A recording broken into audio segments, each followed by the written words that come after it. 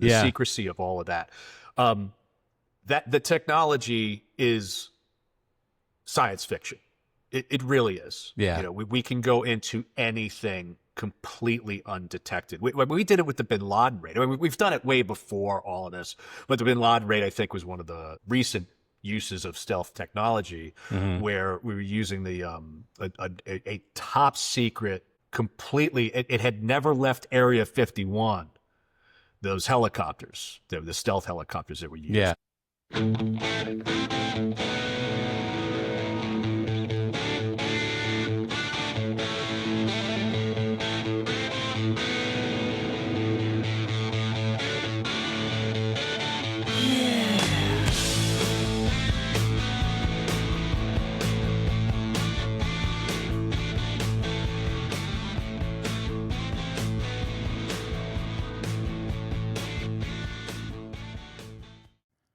Hello there, and thanks for joining me today again on Geese of Gear. And so I am not going to talk a bunch right now because I know this is about to be a pretty long podcast, because it is my friend Patrick Dierson. The man likes to talk. So in case you just fell onto this planet today and you don't know who he is, Patrick Dierson is the president of The Activity, a production design firm behind massive shows for artists like Shakira, Drake, and Jay-Z, plus events for FIFA, iHeartRadio, and even the White House. With 30 plus years in the business, he's known for his no BS approach, sharp design eye, and ability to make any rig, big or small, look like a spectacle. He's an open book when it comes to the business of entertainment, and he's got strong opinions about where the live events industry is heading, especially in the face of current economic slowdowns. A devoted time blocker, staunch advocate for follow-through. By the way, his company motto is Acta Non Verba, actions, not words. Patrick brings a refreshing mix of candor, wit, and deep industry experience to every conversation. Patrick was last on the show back in 2023, and you can search wherever you take in your podcasts or go to geezesofgear.com to check out his prior episodes on this podcast. So with that, please welcome my good friend, Patrick Dierson. Patrick. Hi there. How are you? Marcel. Oh, did I catch you in the middle of a work email or something? Were you reading comics? I was putting everything on Do Not Disturb. Oh, so there you go. Can have this Wait time a second. Together. Wait a second. Have I done it? Just you do the same. I did. I've done this once or twice. Has it? Yeah. All good news, there's a few right? things going on in the world. So, I'm getting hit from the two elements of my life, from production and the geopolitical side. So there's a lot going on. Yeah. Well, let's discuss all of those. Really, it's not like it's an interesting time in either our industry or in the world right now. I actually, just before getting on this, I turned on the news for about 5 minutes when I actually got to shovel down a piece of toast with peanut butter for my lunch today. And the stuff coming out of NATO is pretty interesting. Somebody called Trump daddy, which was pretty funny. One of the other leaders, I don't even know who it was because I just kind of caught it at the tail end. Well, it's better than the judge that called the lawyer that called the judge honey the other day. Oh boy! By accident, as he was rebutting something, and cratered the case. Yeah. Well, that's not usually a really great thing, when you do that. Traditionally, I found that calling the judge honey is really unless you have a reel in there. Yeah, that's not probably not going to work real well. But yeah, so that was kind of interesting. And I've actually really been looking forward to getting on this podcast because I wanted to get, I value your opinion when it comes to geopolitics. You tend to read a little deeper and educate yourself a little deeper than a lot of people do on either side of the crazy, political biases. But, I particularly love having conversations with you and for full transparency, Patrick, myself, and John Wiseman have a little group chat thing going on that has been going for, a year now, probably? Oh, easily. Yeah. And the day that chat gets leaked, I think we're all going to The Hague. Nobody wants to get. We don't want anybody getting their hands on that chat. It's an interesting chat, to say the least. Which reminds me, I got to lock my phone for when I die, to make sure that it like blows itself up or something. But I don't know how we started that either, but it came about kind of spontaneously, and I've been very thankful for it. Me too. And thank you for doing it, because it has been really informative. It's number one, it's been a great therapy session. You talk about, whether people look at the three of us and like or dislike any of us, one way or the other. The funny thing is, most people hate all three of us. So I think we're in the same pool. And as I always say, if you don't have any enemies, you're not growing. Yeah, you're not trying hard enough. Yeah, you're really not. Because if you're going to succeed in life and in business in particular, that's inevitable. There are going to be people that lose to you and then hold grudges, and then it's about maturity. Yeah, it is unfortunate, and I think everyone, from a standpoint of just the way your mind works, I think everyone falls into moments in their life when they start wishing people around them badly, or they start celebrating when people fail. And whenever I notice myself doing that, even a little bit, even the people I don't love so much, whenever I notice myself doing that, I just kind of, shake myself out of it, because it's just not healthy. It's not healthy. Like, you got to just wish people well and hope that everyone succeeds wildly. And we have it in our employee handbook. It's literally it's one of the topics in the employee. In fact, I think I have it behind me. Give me 1 second. I'll literally read it to you. Hold on. Oh, wow. Cool. Live on the air, people. I'm just really happy to know you have pants on today. And so I'm happy to know you have pants on today, Patrick. I do. I'm wearing pants. Yeah. Rare occasion. I did check. The AC's on, so. We have at the activity, we've got a team guidelines thing, right? And so this is as it says, in lieu of an HR department, we have some basic guidelines. It's branded. It starts with the tagline here. I've been in this game for years. It made me an animal. There's rules to this shit, and I wrote me a manual, a step-by-step booklet for you to get your game on track and not your wig pushed back. That's from the 10 Crack Commandments of the Notorious B.I.G. That's funny. And it's just a basic little manual of things. And we discussed that particular topic in it. I'm looking where it specifically says... Don't hate on other people for winning. Well, if you weren't there, then try to be kind. And then this is something we all go through on every production, and we hear of other people's productions. And we hear of failures so much. And failures get celebrated, particularly with social media. We're seeing, there are complete Instagram accounts devoted to stage collapses or nonsense, these accidents that happen, or LED walls crashing, and there's tragic accidents. It said, you will absolutely be in situations where it will be easy to speak down upon your competition's project failures and challenges. You will look at others' work, easily dismiss it as not being very good. They will easily return this favor in kind. And the fact of the matter is that if you were not there to witness their process, then it's safe to assume that the project had the same set of challenges that compromised your competition's end product, just like you have had and will endure again. Be better than your competition and be kind to the fact that those professionals were probably handed factors out of their control that caused compromises in their end product. If you were there and witnessed that they legitimately suck at their job, then still be kind. Their client is likely to be calling the guys who know how to do that job properly the next time around, and everybody likes to be with kind people. Yeah.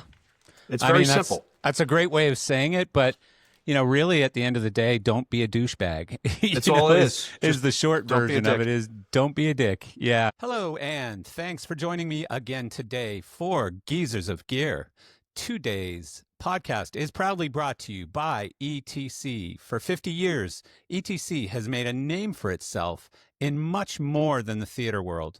ETC lighting, rigging, and control technology has scaled not only across the entire globe, but also to nearly any building size and type you could possibly imagine.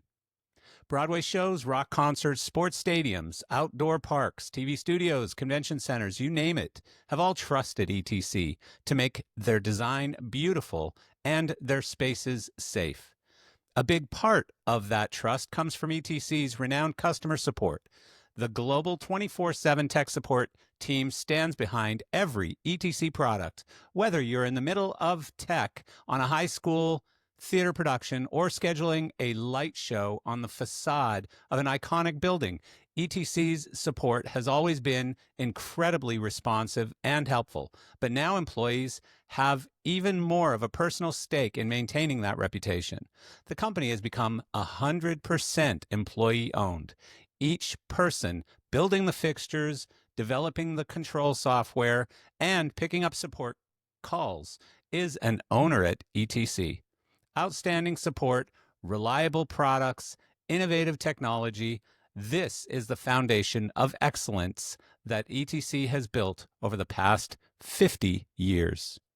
You know, it's again, like when I'm having a problem or I'm in the middle of a terrible moment in life or a business challenge or whatever it is, it's easy to look around you and go, God, Dierson's life is so good. You know, he's just collecting cash right now. He's not dealing with the problems I'm dealing with. And, you know, I was having one of those mornings this morning, and then very sadly, my son sends me a message and said, did you see Jason's, and I won't say his last name because I don't even want to, if anyone knows him, he's not in our industry, but he's in the racing industry.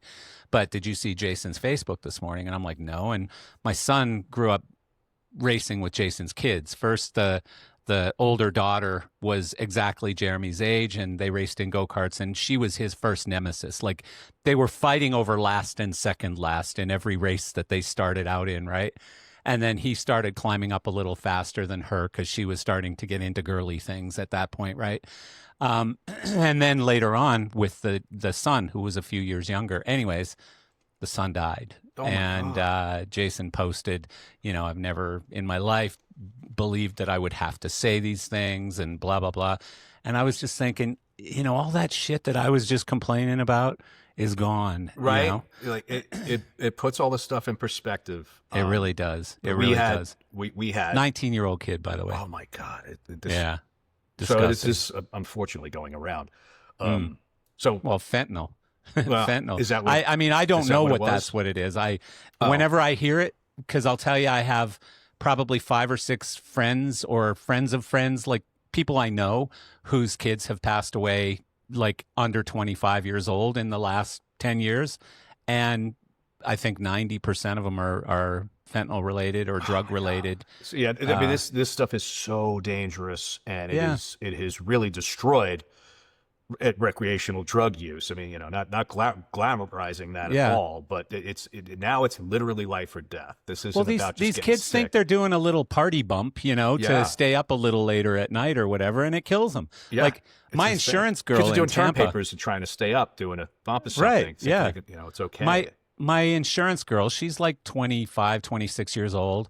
And her fiance, a couple of years ago, went out with some friends for like a bachelor party or something. And it was like 5 friends went out. They all died.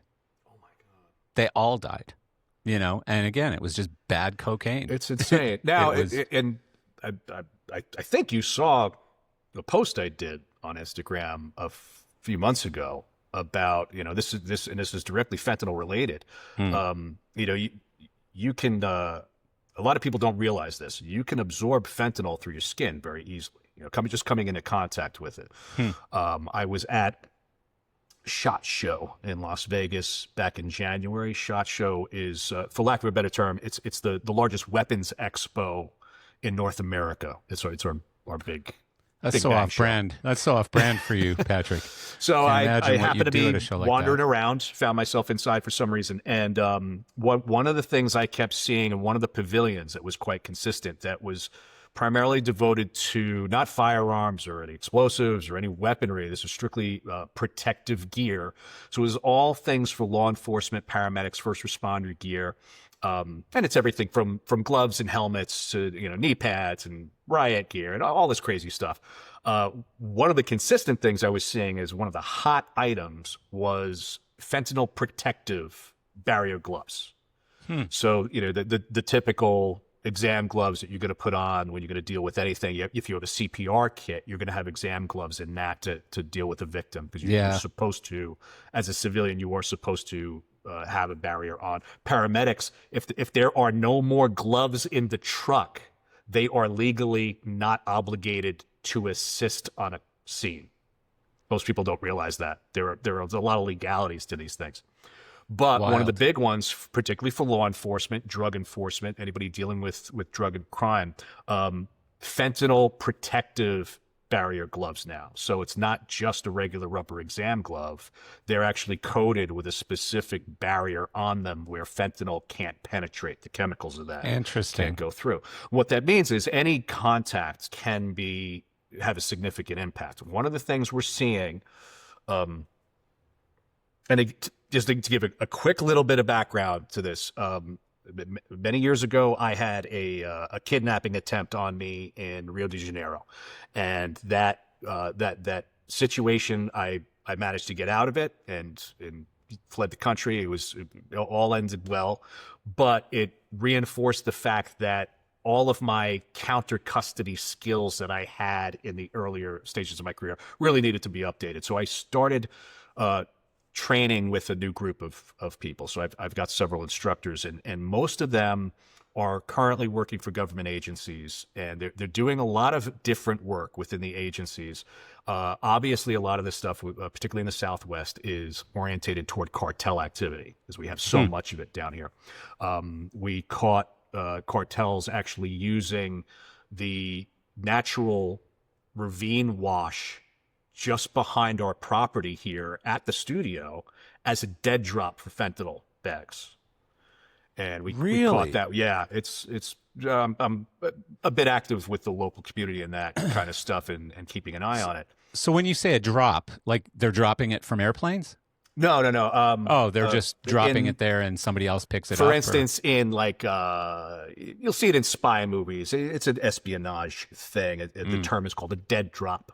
And it's like in a spy movie, you'll see a guy walk by a telephone pole, and as he walks by, he's got a little piece of chalk in his hands, and he just puts a little whip on the thing with chalk.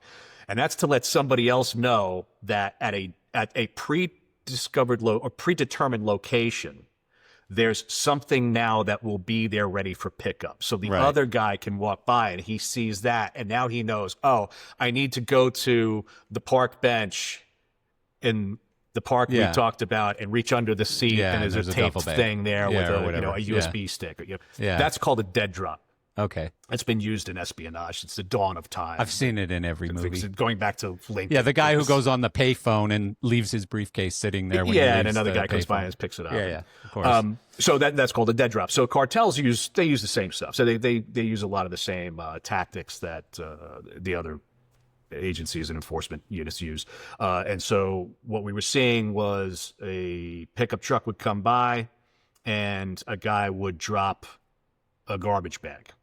Big, heavy, perfectly tied up. And this is near your house. This is literally 2 acres from where I'm sitting right now. Jesus. So I have a dirt lot behind us, and I have that lot, and then it's a wash, and then more acreage that a church next to us has purchased to build on. I'm surprised you don't have like machine guns on, like these auto sensing.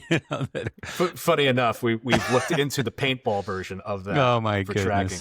Oh boy. The Humvee, I actually keep the minigun on top out in the driveway. It's the best deterrent for everything. Yeah, it keeps the Jehovah Witnesses out of your nobody comes knocking. Your front door. Yeah. But the pickup truck would come by. They would drop the garbage bag, and the reason we were tuned into this was, for a long time, we were having a rash of illegal dumping. So in more rural areas, in urban areas like Las Vegas, where you also have a lot of undeveloped land within the city limits, as busy as it is, you've got these huge swaths of dirt lots. So it's very common to have illegal dumping done. And actually, the Southern Health District of Nevada are the ones that enforce that. And they basically have a snitch line for it that you call it. If you can capture this on camera or video to prove it, get a license plate of who did it, a description, any of that stuff, it gives them the ammunition to go after that. And then as I've come to find out, you get a couple of bucks for it if it all goes to court and they pay their fine. So we were watching this because there was a rash of illegal dumping going on. And I caught a guy one day that was dumping an entire construction site into the wash. Jesus. Now, by the way, not on a lot. This is a natural wash, which is water reclamation. So you're putting all this construction shit in where water for drinking water and reclaimed runoff is going to. Even so worse, this is bad for the environment. There's a million things that are wrong with it. And I rolled back somewhat aggressively, as I'm known to do, and dealt with him. And he was later arrested, and it all came to a head. So we've very much been attuned to this. I started seeing a repeated truck coming by, and each time he would just leave a garbage bag and take off. And one day we have a drone that is got an autopilot thing. So even my wife can do it, and she can just set it out, hit the button. It launches, it goes and hits predetermined waypoints to film, and then comes back when you say return it, so that even if I'm not home and there's illegal dumping going on, she can hit the button, and this thing will just record it for us. And then we've got the documentation. So it's basically automated drone footage. Yeah. I sent the drone up to take a look. And I wanted to see what the garbage was, and the guy took off so fast, I didn't get the plate. Tracked him. You could do a little like square on an object on the drone thing, and it follows it automatically. Couldn't get the plate. Whatever. I missed out. I had it coming back, and I happen to notice another truck comes by. And I look, and the dude jumps out, grabs the garbage bag, puts it in the back, takes off the same path. This starts happening over and over again. So now we realized, okay, this is an issue. One thing leads to another. We come to find out these are cartel guys, and they're doing fentanyl drops of garbage bags of fentanyl. Yeah. This is a type of shit that can kill like 2 billion people. Like it's a phenomenal amount. Wow. So this stuff's been a real problem. And the guys that I'm training with for a lot of counter custody and covert entry and some of the other sort of hobbies of mine, they're dealing with the Border Patrol and DEA and FBI dealing directly with the cartels. One of the issues that came up in our training was a tactic where they will, if a cartel has an issue with an area, or say it's an individual that has a large home and property where they can kind of somewhat guarantee that stuff will drop onto that property and that person's going to come and clean it up. They'll get a helium balloon and some sort of innocuous thing. In the case of my example of the thing that fell in my backyard that we grabbed, it was a Hawaiian party lei. Just bullshit little thing. And, a little message on it. Now, this can be absolutely nothing. It could literally have been from someone having a tiki party in the neighborhood, and it launched. Yeah, I'm going to play a joke. Yeah, but it could not. And the only reason it was on my radar was because I literally came out of training with this issue. So they will coat the object in fentanyl. What? Put it on the balloon with just a little bit of helium so that they know it's going to deflate, or they'll put enough of a tiny pin in it where they know it'll go up and then descend pretty rapidly in the direction. They wait for the wind to just be right. You can just drive by in your car in the right wind, let it go, and this thing's probably going to land in the area that you want. It's relatively accurate given where the wind is if you're paying attention, as crazy as it sounds. A child, teenager, an adult walks by to clean it up, immediately comes in contact with this. You may not make it back to the garbage can. Jesus. So when it's penetrating your skin, it's almost as bad as digesting it's ingestion. Yeah. That's the thing people don't realize. It's now, I and did when it's not in a know pressed pill, that form, it's not raw fentanyl. So it's like, it's not like you're taking the pill and if you're holding it in your hand or it's melted in your pocket or some nonsense. Yeah. There are more barriers. It's more likely because most people aren't like holding on and sweating onto a pill. Yeah. Usually you're getting it and popping it and you're having the party, right? Like, or it's in a baggie or something. So the contact's much more minimalized, and the pressing of the pill with the other composites of that adds some barrier to that. That's incredible, though, that this shit's going on your property like that. So Marcel, did you ever find out this balloon was it targeted? No, well, I don't know. I grabbed it with a garbage bag, which I had with me, and scooped it up and got all together. And I had posted it on Instagram talking about this. Yeah, I remember seeing that. Knowledge. I remember seeing that. Yeah.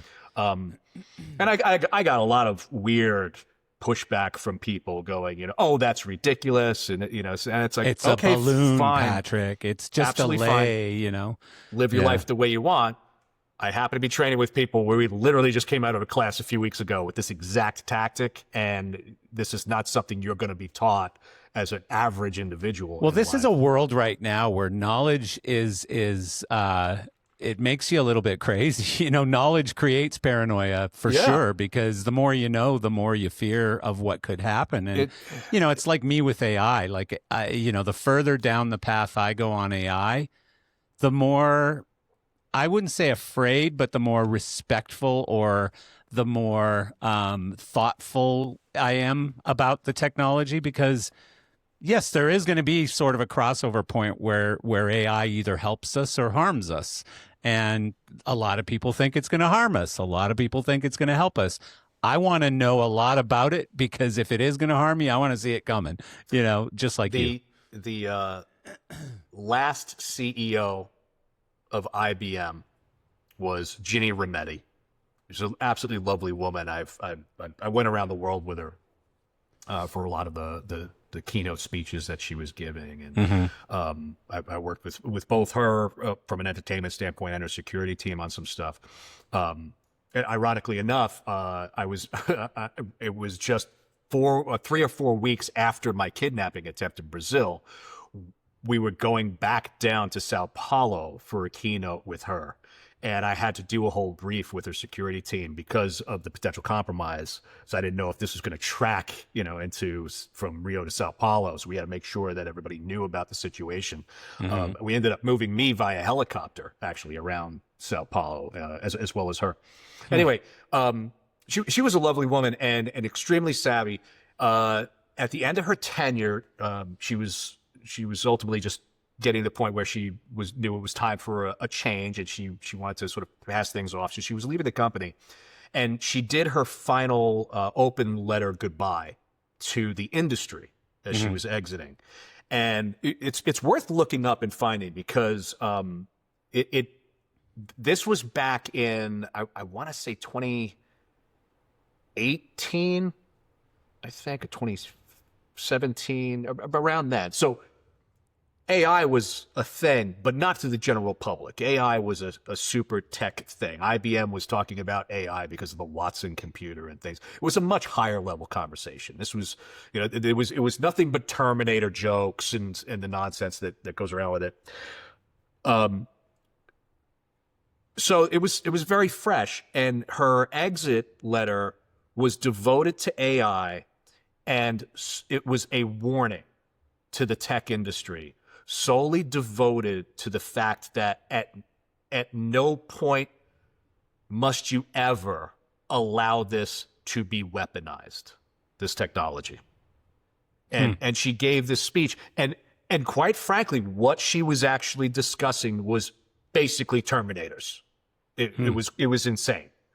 Now, flash forward to 4 weeks ago, at the Venetian Convention Center, we're doing Dell World, which is it's like their Super Bowl thing, where they're going to do their big keynote and their expo and they take over the whole joint. We do a significant amount of work with them on that. And I'm standing on their trade show booth floor with a humanoid robot walking around with me. And I am looking at this thing, and this is on top of the year before, where I spent a lot of the time at the show with their AT&T AI division, because they had their military robot dogs there. And we were actually discussing getting them for my property as the security perimeter team.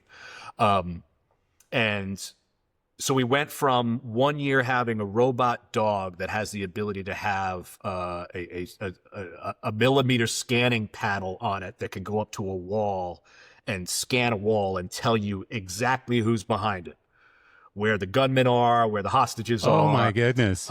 It can go and take that millimeter scanner, get low, get into a crushed building after an earthquake, and scan for survivors. You know, it's not totally an offensive thing. It's very much designed for search and rescue purposes. It can do all of these amazing things. A year later, I'm walking around with a humanoid robot on the same trade show floor. Wild. In 1 year's time. So, you know, how long until that robot's got a gun in its hand? You know, how we're sending that up from the guise of, well, we're not going to send our boys to fight the war anymore. We're going to send the robots. Okay, great. Which it we've seen sounds really great on the fiction surface. movies where this goes horribly wrong in the end. No, but it sounds great on the surface. But when there's no human cost, you make different decisions, right? Very much so. And so now we don't care necessarily of how vicious this is or how bad it is or what the implications or risks are, because humans from our side aren't going to die. And so we don't care that thousands of extra humans on the other side might die. You know, this is one of the challenges with the AI wars that we could have in the future. There's Well, it's many an challenges. what you say there is an interesting correlation, because you're also discussing what we've gone through already with the weaponization of aircraft. Yeah. So drones. funny meme the other day of a picture of the Wright brothers, you know, airplane, the very first one, and you know, just pencil drawing, and one of them going, "Can you put guns on it?" You know, the last fucking thing the Wright brothers ever would envision was that we would put guns on a freaking air. Like, just enjoy the gift of flight, for God's sakes. Yeah. Immediately want to put guns on it. But that's what we did, and what Guns and Bombs and Planes had done was remove the human connection to it, because up until that point, it was face-to-face fighting. Well, yeah, as soon as you can deliver weapons from a distance, you know, everything and that's changes what we've grown now, right? over time, right? Yeah, you went from you become numb to the David with death. a rock throwing at Goliath to, you know, rifles to now intercontinental ballistic missiles. Yeah, You know, it just keeps going and going. But now we've got the AI component of this, and I don't think people understand how long AI has been utilized in military technology, because we're talking going back to the early Iraq War.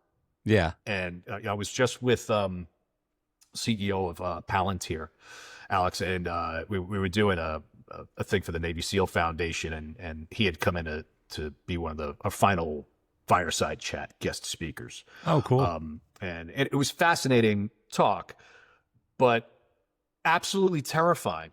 And I can't sit here and say that, because I do. A lot of people think I'm a huge proponent of the military industrial complex in general, and in many aspects, of course, I am. But in a lot of stuff, it's this massive air of caution because of this technology being put in it, and the things they were talking about. Well, I would say what that has been used is crazy. Sorry to interrupt, but I feel like you are more involved from a defense standpoint than an offense standpoint. Very like much so, yes. You're not interested, same as me, and you know, people are going to hate that I'm saying this, but it seems to be the same as Trump. You know, Trump wants very strong defense, and occasionally you have to, you know, fire a warning shot or two or three. Or what was it, 21 or 80 or something total? I don't remember. But so, you know, yeah, I mean, I love defense technologies, but I don't love, you know, wars. Yeah, no, it's the whole war thing is horrible. And I think that, like, immediately when you're going to discuss this type of thing, the very first thing you do is you got to take the names off of it. You fuck the Trump thing. Just take the name off of it. Yeah. The Biden thing, the Obama thing, the Bush thing. Like, just take their names off of it and just look at, you know, what was done and no matter who did it and whether you agree with the other things of all that those people do, was the action reasonable and justified? So for instance, what we just went through with Iran, so this is obviously a hot topic this week. Yeah. And I've been looking forward to actually talking to you among all people that I've had conversations with about this, because, I'll quickly give you my viewpoint on it, which is basically, was there intent, and was there a reason? Was there a purpose to do something like this? Well, for many years, they've been kind of poking us in the chest and playing with us and saying, no, we're not building any nukes. Meanwhile, all the evidence points the other direction. And they make a deal that's paid in cash on pallets to not go past a certain point with enrichment and all of those things. But then they stop letting the inspectors in, which is part of the deal, right? Which, at any given point in this thing, you get the feeling that they're bad actors. And so now you got to try and pull them back to the center of the deal, right? The first thing I want to say is when you're discussing global thermonuclear war, there are no good actors. Let's start there. Well, of course. There's always somebody on the team. They're making deals and breaking deals as fast as you walk out of the room, right? So they're not good. They're not, I don't know, not that you'd expect them to be good actors, like you said. No, but you expect them to uphold the accord of. So the reason, the cause is there. And so Trump didn't just start bombing them as soon as he got his second term, take his name away. But the president started to negotiate with them. He said, what are my major problems? And he tackled them one by one by one by one. Iran was one of them. And so, on the surface, it certainly looks like he's just protecting Israel, his friends in Israel or whatever. I think this week kind of maybe corrected some of those chatters. But, so he went into negotiations and he put a 60-day timeline on it. And they pissed all over the timeline and didn't negotiate well or in a way that was legitimate or whatever. And he had to act. And so I don't love war. I don't like bombing people. I don't like them bombing us. But, let's face it, the whole world, I think, believes that Iran should not be armed with nukes. So. And that's really what it comes down to is, first, I have a lot of personal conflict with a lot of that structure. And the Middle East is a whole other onion that Sure most people have not studied. They don't even know what the Balfour Accord is or how it relates to Israel. It's a very challenging thing to discuss with people who have not educated themselves on it. But they're making emotional statements. Yeah, they get very emotional. But they also, you always have to be, once again, going back to being kind. You have to be kind to the fact that people are speaking from a standpoint of they only know what they know. And if they haven't educated themselves on the other aspects of this, and most importantly, haven't done so with an open mind, you can't roll in to try and learn something with an opinion about it up front. You really have political bias. Yeah, if you're on the left, you have to love Palestine and hate Israel. If you're on the right, you have to love Israel and hate everybody else. And you and I are both neither of those. Seek knowledge. Correct. That's all part knowledge. of the quest of knowledge and bettering yourself, bettering your mind. Yeah. It's, Stoic philosophy. But it's really challenging because I look at it from a standpoint of, all right, let's say I'm going to put away the fact that I don't care for Iran from my own political views. I don't like the regime change that happened. Most people don't even know what Iran was like back in the 60s and 70s, but before the Shahs came to power and changed everything and put these restrictions. Beautiful, incredible place. They're a sovereign nation. Why shouldn't they be allowed to protect themselves with nuclear weapons? Well, the entire Western world has a very different outlook on that because they're looking at it from, you only know what you know. And all we know is you guys have done nothing but run around screaming death to America, death to the West, death to Germany, death to the UK. They just, death to Israel. They just, you guys just seem to want to kill everybody. We don't really think it's a great idea you're allowed to have this thing. So as a global group, we're going to say you're not allowed to do that until you learn how to behave properly. So this has gone on, and they've continued to skirt this issue for a long time. Ultimately, led to one of the greatest hacks that has ever been done that most people haven't heard about, much less studied. And if you thought the pager thing that the Israelis pulled off was phenomenal, the Stuxnet virus is another fantastic thing to look up and see how Mossad was able to get this into Iran and into the centrifuges of their nuclear enrichment program. It was developed along with the United States, and basically Stuxnet is a completely innocuous bit of code within bajillions of lines of code. To find it is almost impossible. And it's a self-replicating virus that is completely harmless until something about it that it knows is activated. And how it's transmitted is via USB key. There's most people that deal with technology, computers know what hard gapping or air gapping computer lines are. It's where you have a computer that is never allowed to touch the internet. And so these are just solely separate things. The computers that run nuclear centrifuges are never hooked up to the internet, because then you can assure that the only way they could possibly be compromised is if someone was physically standing there. So they developed a virus that could self-replicate so much that all they needed to do was put it on some sticks, for instance, at the factory.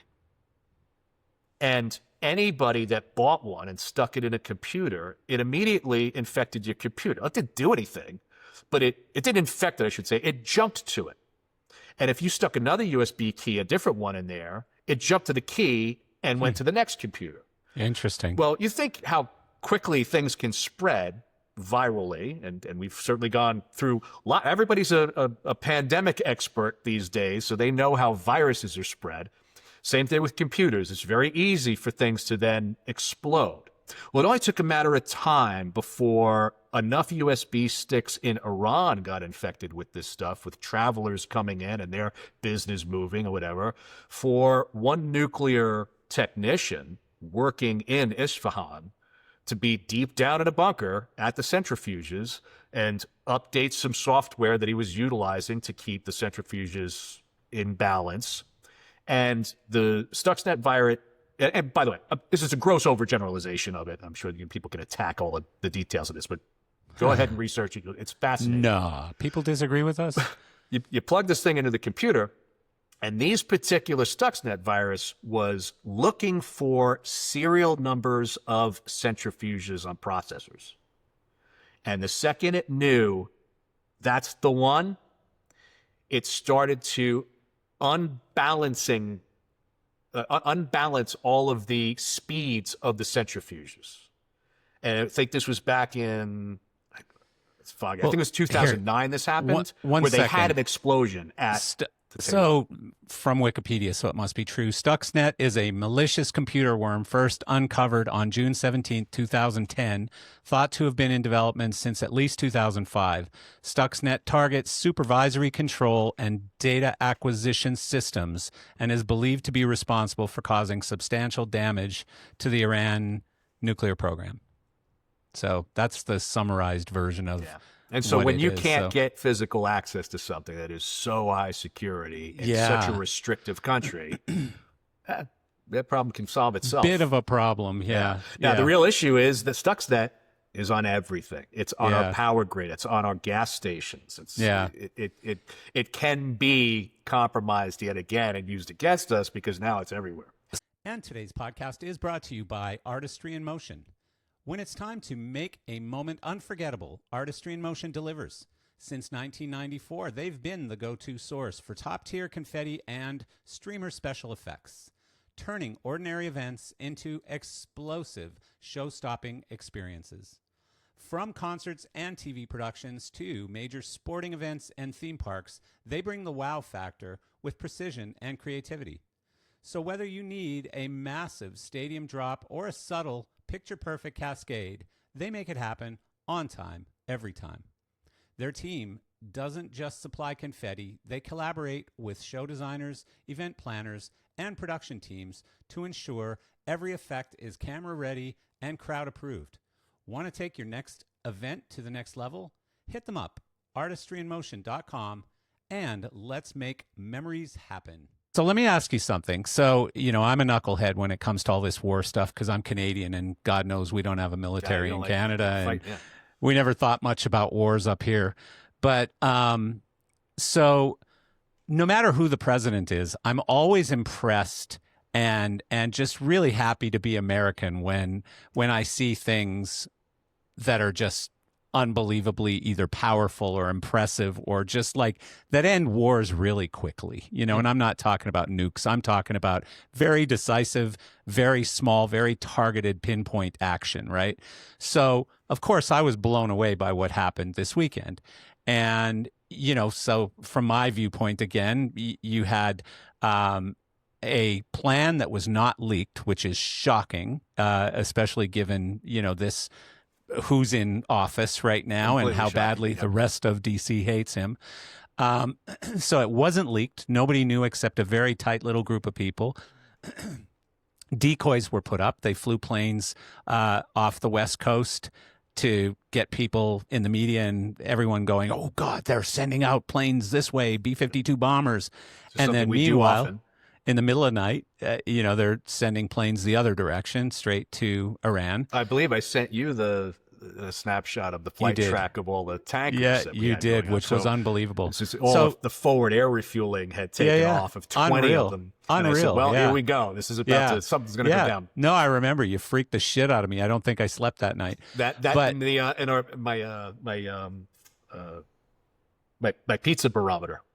Yeah, exactly. It's a famous thing. For those that don't know, there's this kind of joking thing we call the pizza barometer, and it's around the Pentagon and Langley, Virginia, for obvious reasons. A few other areas, FBI. The second you can go on Google.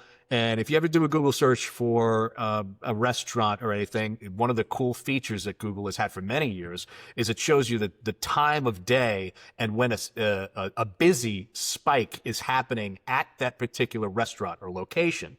And it's just a great way to, they're like, all right, I'll go there on an off hour because it's going to be too busy when I get there. But we'll follow those for various Papa John's and Domino's and things around the Beltway area of all of these major locations, because when they spike right before there's tension, you can guarantee that there's going to be some geopolitical There's some big, influence. Long meetings happening and something's going down. But, ironically, we started following this many years ago when the CIA had removed the hot dog vending machine from the basement. Right. That's incredible. They had that there as a sort of like, supplement thing when the commissary was closed. And when that was taken away, it was immediately, all right, send the interns out to get pizza because everybody's about to have a long night because we're going after. So I was concerned like everyone was. We're going to be starting World War III. Oh, no, Trump finally has lost it or whatever it was, right? And so they send these planes in secrecy, a rather long distance. I think it's 14, 15 hours one way or something. Yeah, one way, 36 Yeah. trip. And so they go there, they sneak into this country who's obviously paying attention to their airspace at this point because of their war with Israel. They sneak these B-52 bombers in. What was it? 7 of them, right? Something like that. And they drop these huge MOPs, which you can probably explain better. They drop these huge bombs, incredibly precise. Like I looked at all those satellite shots and, these tiny little holes with multiple bombs going into them, it was just insane. And then they get back out and they're completely undetected. No planes ever left the ground in Iran, and no surface to air missiles ever went up from the ground in Iran. They left and they got back home safely within 30-something hours. And, Iran had been completely basically obliterated from a nuclear standpoint. And I know there's arguments to that. But it appears that reasonable arguments to it. It appears they've been well damaged.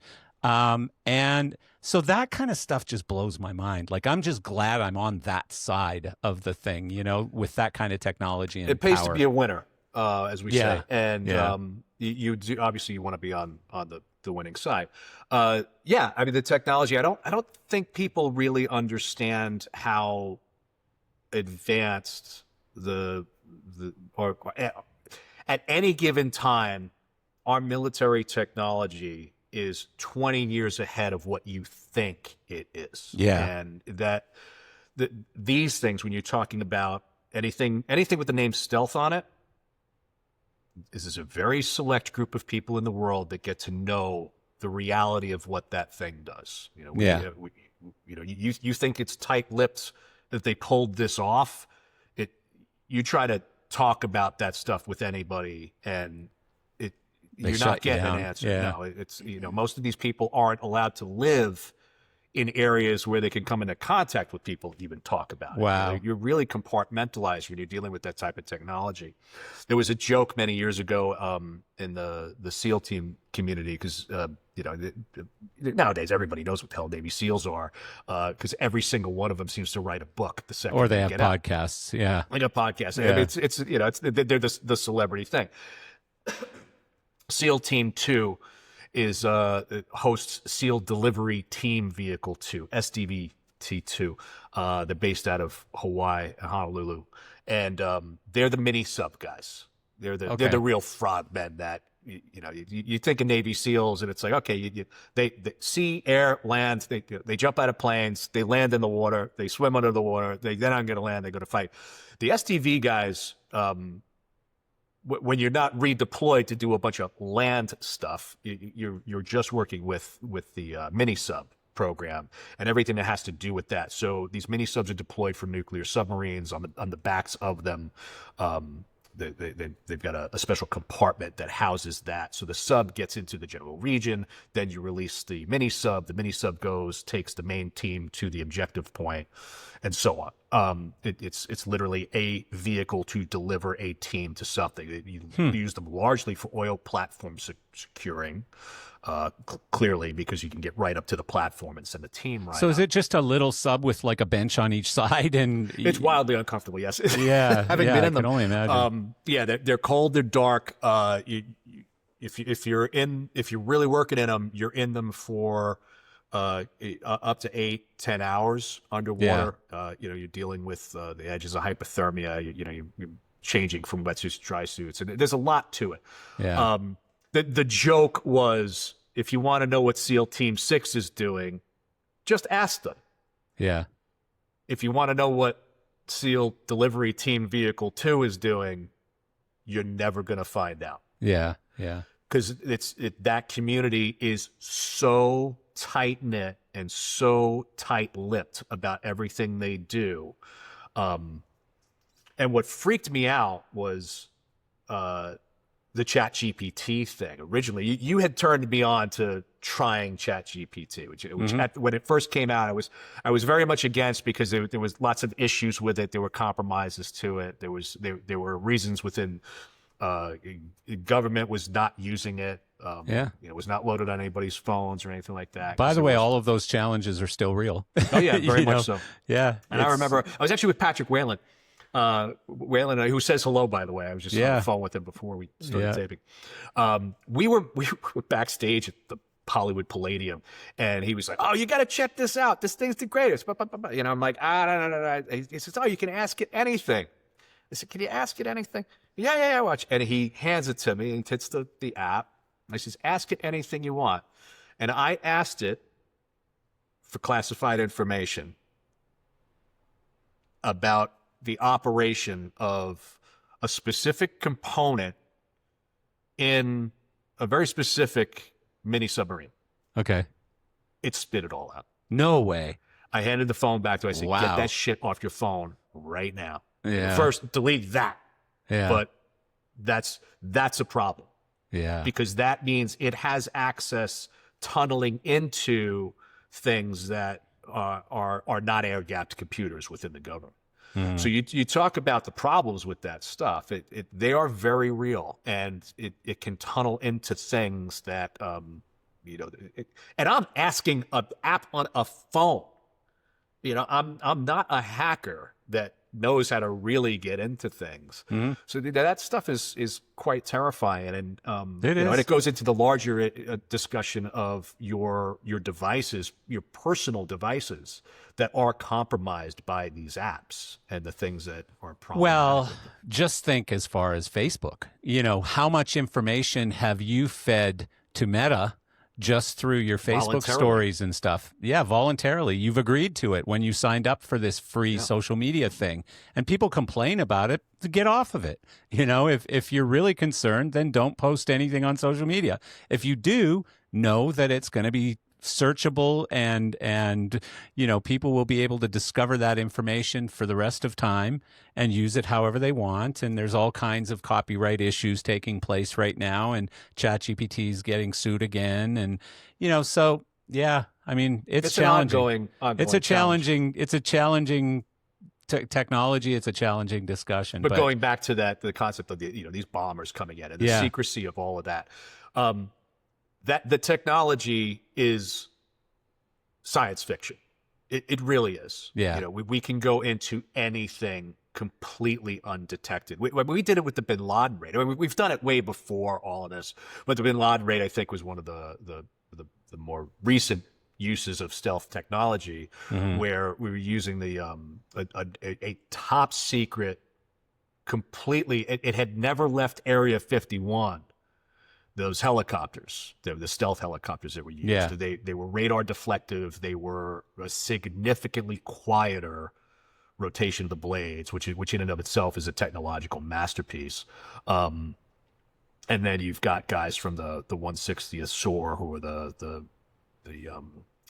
they're the tier 1 teams that handle all aviation for support of SEALs and DevGru and Delta Force and top tier missions like that. So those are the only guys that are allowed to touch this stuff and act, and then they train with it and then they immediately use it on a mission.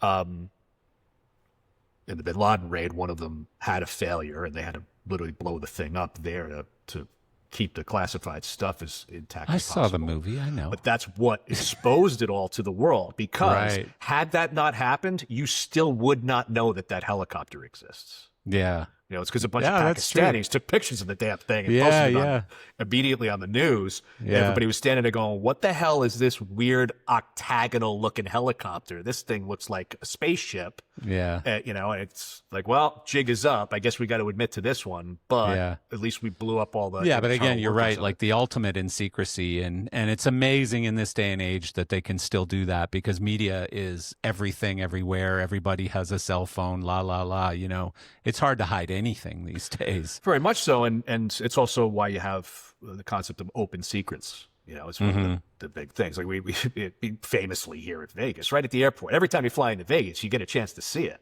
There's the hangar at the end called Janet, which stands for just another non-existent terminal. Yeah, and that's it's really nothing more than the taxi service that takes all the workers up to Area 51. And it just goes back and forth. Yeah.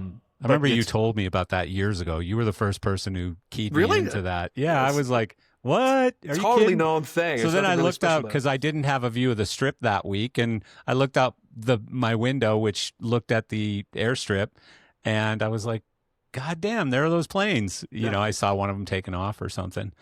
So... Yeah, it's wild, but that's, you have the open secret of that. So it's one of those like, hey, listen, at some point you can't hide things, so we're just going to secure it and limit the access. And, like try to drive up to the gate and talk to somebody in their car as they exit. That's not going to go well. Yeah. Guards are going to bum rush you and make sure you're not following that license plate home and things like that. They're very protective of that. But that's why you take a plane to work each day, and you do a 45-minute flight, and you're in the middle of nowhere, Nevada, Groom Lake, and everything else around it. You've got the National Nuclear Experimentation Bombing Range up there. It's where we're testing everything. But then you've got this super secretive section And they do the development of all of these things. And it's also why, people are always saying there's UFOs up there and they're housing. People that are way out in the middle of nowhere, you're going to fly a plane around. You're going to see it for 100 miles at some point. And at some point, it's going to look a little freaky. Some of these technology looks like UFOs. You see a giant triangle shaped thing. I mean, there was another meme the other day of, everybody's gangster until the sky starts losing pixels. But it was a perfect shot of a stealth fighter from below. And it literally looks like a video wall on the sky that's been dropped out. It's jet black. If the layman that knows nothing about this stuff sees this, it's science fiction. I mean, it's like, no, they got UFOs up there, man. I'm telling you. Yeah. It's like, well, not really, but they got some cool stuff. Yeah. So we have this technology and it can go in, and the more impressive stuff is what you said, the pinpoint accuracy of this. And this is where tons of ethical implications of how I say this, but this is where technology is great for war, because what it is doing is we're actively utilizing technology to minimize civilian impact. And the execution, the assassination. But the bad guys are doing the opposite. To some degree, not everybody, but yes. But famously during the first Trump administration, where there was the assassination of General Soleimani in Iran, which started a lot of this nonsense. Excuse me. A lot of people, I think, took umbrage to the action of all of that. But the reality was that guy had been actively planning to attack the West and attack military personnel and things. And that had become apparent with intelligence chatter and things that they had found out. So there was a very specific reason why they needed to basically, cut the head off of that snake by taking him out. And they utilized a new, I believe it's a Hellfire missile, the AGM-134 or 127, but it's called the Ginsu missile. So there's no explosive in the missile. It's giant sharpened blades. So the first thing that happens is there's no collateral explosion other than the vehicle may catch on fire. And they pinpoint accurately hit this thing with 100 giant knives that slash through this vehicle and the inhabitants and the inside, occupants and take it all out. It drops all its fluid and everything. Everything just stops dead there. But there's no explosion. So we didn't take out a hospital or a school next to it. And so that's where the technology of war is becoming a lot better, because they're able to utilize this kind of stuff to get by it. And that's where these bombs going in were great, because we were able to do this. Nobody saw it. We're in and out, completely undetected. We drop these things. They hit those marks with pinpoint accuracy. Now, of course, the next thing is, well, how much damage does it really do? And how do you assess that? And yes, there's a million questions to that. But again, the part I love is he said, here's the rules. You got 60 days to comply. At the end of the 60 days, he acted. He went right back to them after acting and said, okay, we're not going to do anything else. We're not looking for regime change. We're not looking to, kill your people or anything. Yeah, we're not here to take over your country. People. We love and appreciate your people. Yeah. So now let's talk. Now let's be friends. We love Iran. Let's be friends. And this is the other part of this that most people don't want to take into account because of their personal beliefs of things. Yeah. That sends a massive message. I mean, what sends a massive message is, just so you understand what just happened to you, we came in and not a single bit of your air defense system for your big fancy expenditure did anything about it. We came and we left, and you were raped in the middle of the night.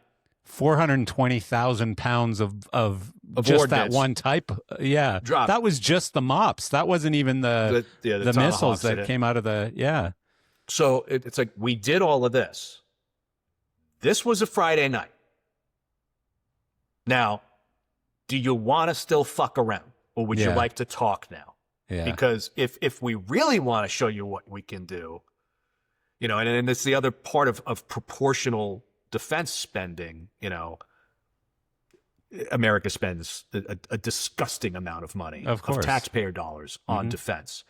Where is it proportionally? Well, you look at a chart of all the countries, and just aircraft alone, I think Russia maxes out at something like 4,300 and something, or wherever, right? The top tier. Yeah, and we're like 15,000. 15,000. I mean, I it's saw an that. exponential jump. Yeah. I mean, it's not even remotely freaking close. Well, in most countries like France and Germany and stuff, they're like 300 or 400, 500. No, they're in I think they're in the 1,500, 2,000. Yeah, they were all range, small whatever. numbers They're comparatively. All, but Canada's got America, 3. take America out of it. Yeah. And everybody's pretty equal for the most part.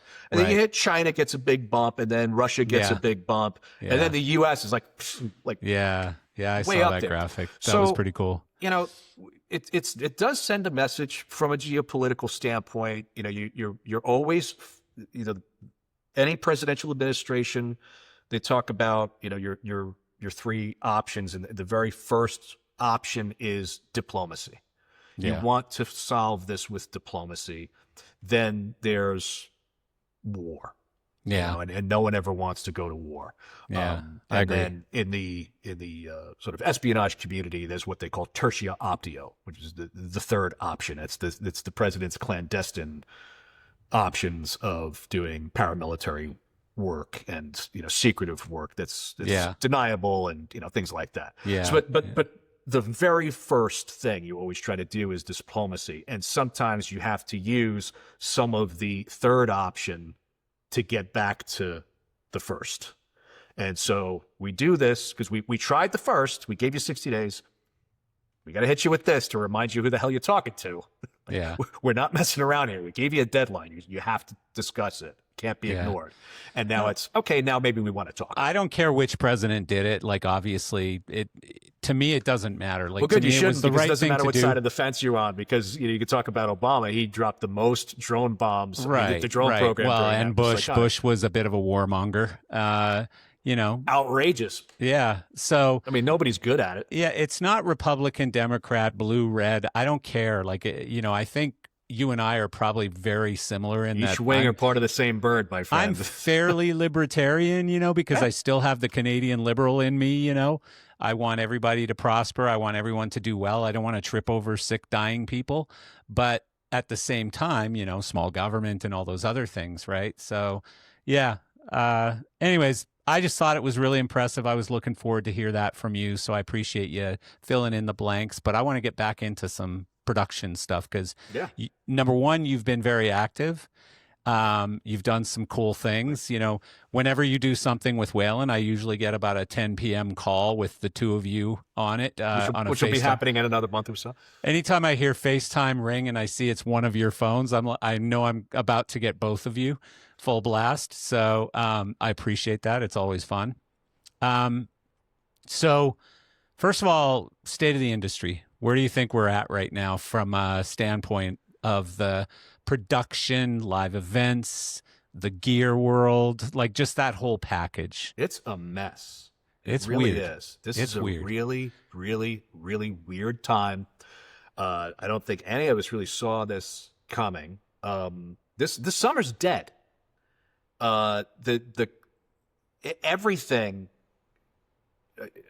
going into the summer, and summer is usually a big concert touring season, and there's lots of events and festivals and things, and the standard stuff is still going on. The yearly legacy stuff is happening.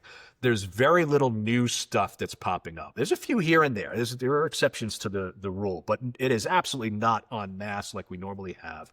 And quite frankly, I haven't seen, or I haven't had so many people hitting me up since coming out of the pandemic, or, when the pandemic was loosening, than I have now saying, Hitting hey, up for work? I'm available, just so Wow. you know. Interesting. It was wild because we had a point in early May, I think, April, May.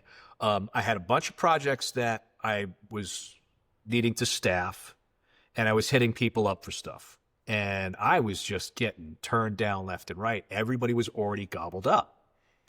And, and of course, everybody was bummed because they were like, oh, man, we'd love to come do your job because everybody seems to have a fun time and get paid really well.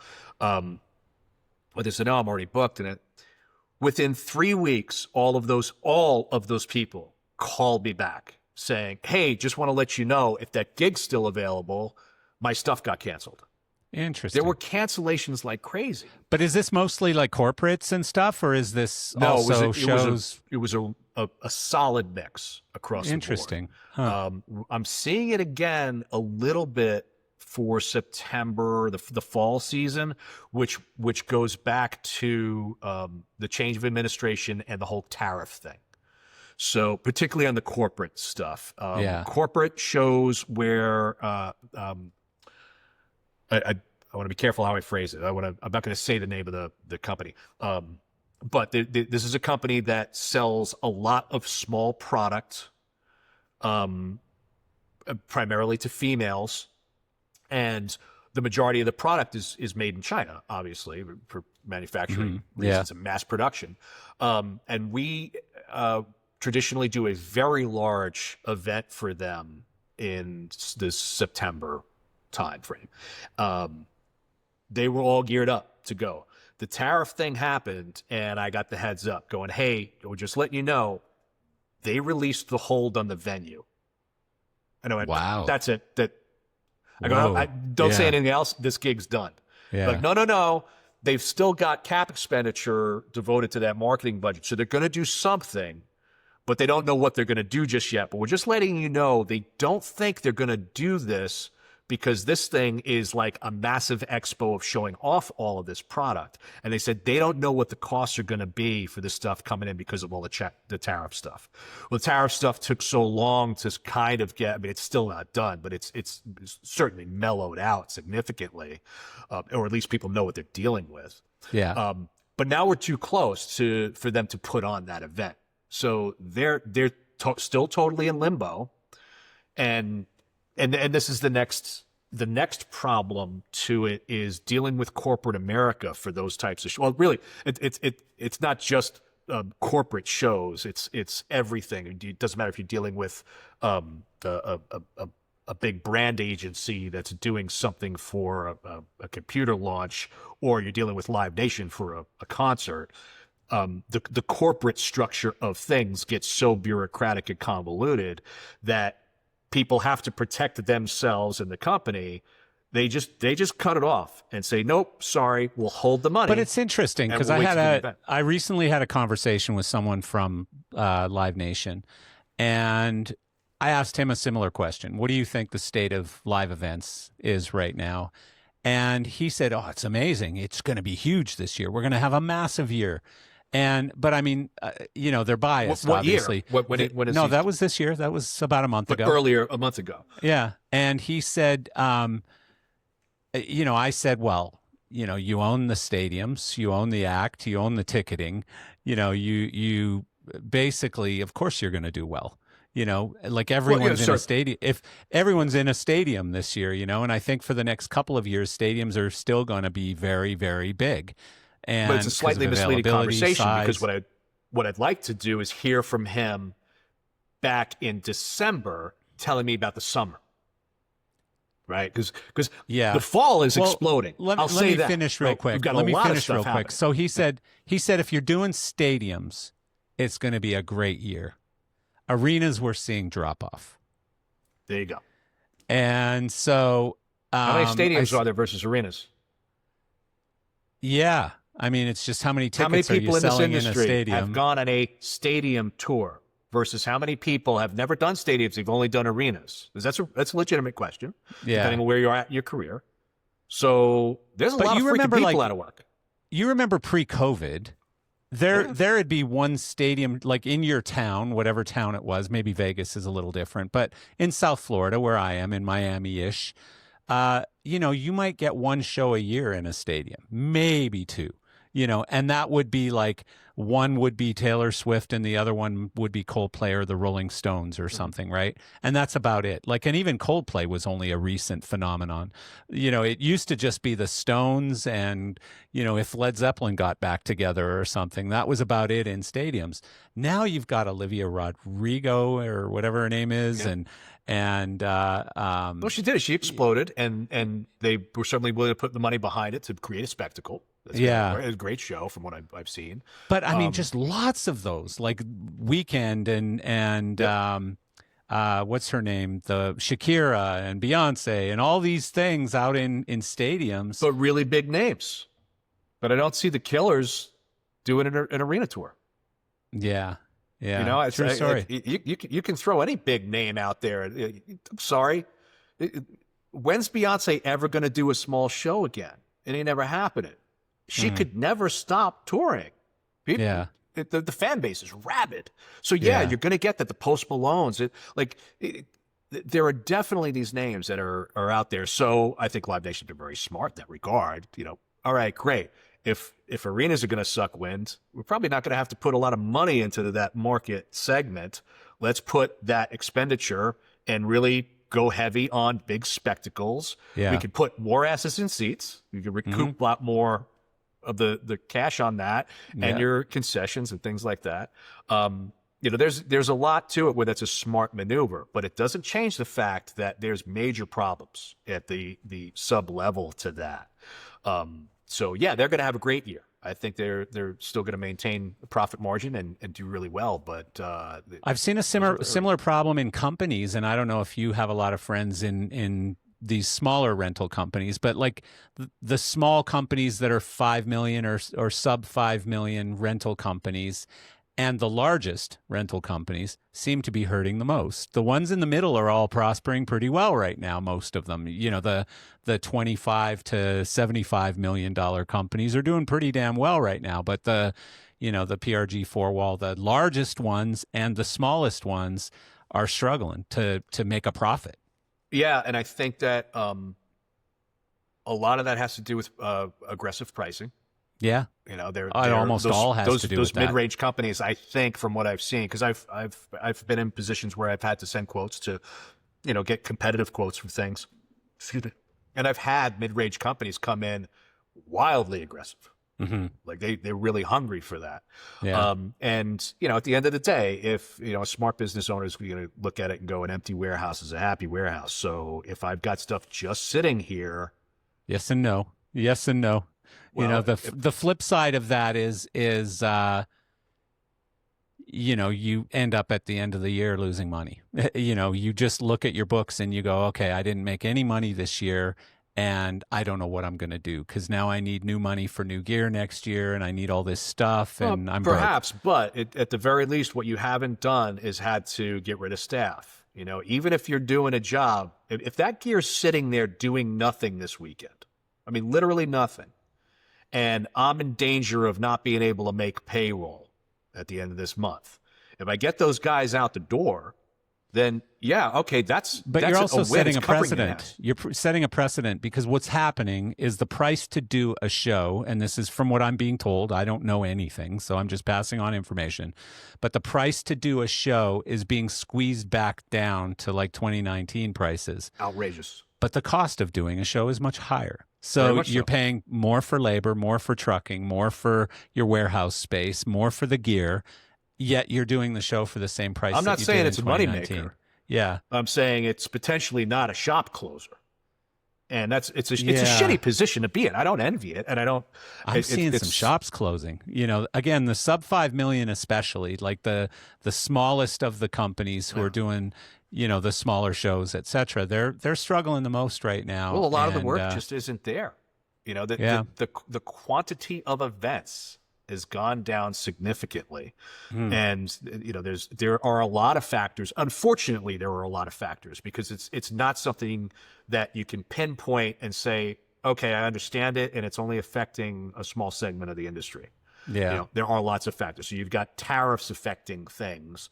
You've got the general economy. We just came out of, whether you want to face the reality or not, the freaking price of eggs and gas and all the other crap was so astronomically high for the longest time. And it's wonderful that they've come down significantly now, but that's not an instantaneous fix. Yeah. You know, the damage been done, so you got to do the slow roll out of it. So people didn't have the extra cash to go and do all of these other shows. They didn't have the cash to buy the tickets to go to these other shows. At the end of the day, you got to remember, we're doing this for the average Joe that's working his butt off to then get a couple of bucks to come and see his favorite band. Yeah. Now, what are you faced with? Oh, well, I'd love to go see a smaller level act with my wife.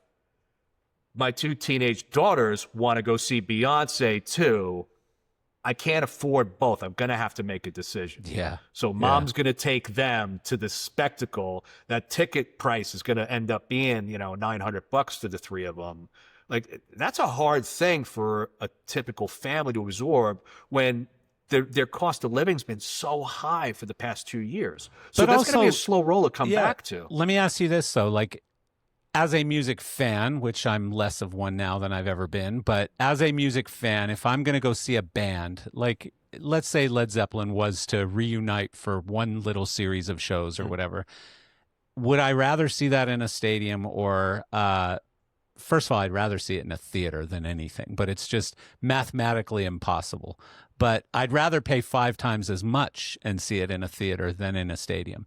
Like, stadium shows, to me, it is a spectacle. It's like an EDM show. Like, you don't see any artists up there because at an EDM show there are none. But you see a lot of shit going on, lights and pyro and stuff. The production flying is the show. It's incredible. The production is the show, and it looks amazing. But if I'm really there to see the band, I don't want to see Mick Jagger 100 yards away. I want to see him, 50 feet away or whatever, right? 100 feet away. That's why we've got IMAG, baby. It's why we've got IMAG. But I'm just saying, I get that's it. just me.